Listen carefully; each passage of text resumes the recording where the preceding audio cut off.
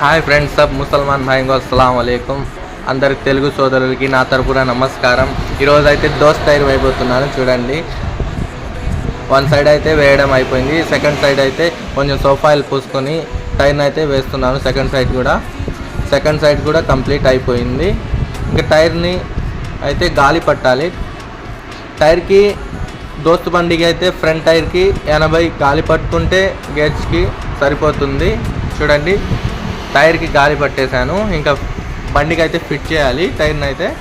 చూడండి, టైర్ని అయితే బండికి అయితే ఫిట్టింగ్ చేస్తున్నాను. దీనికి 4 బోల్ట్స్ వస్తాయి. 4 బోల్ట్స్ గన్ సహాయంతో టైట్ చేసేస్తాను. ఇంకా టైర్ అనేది ఫిట్టింగ్ కంప్లీట్ అయిపోయింది.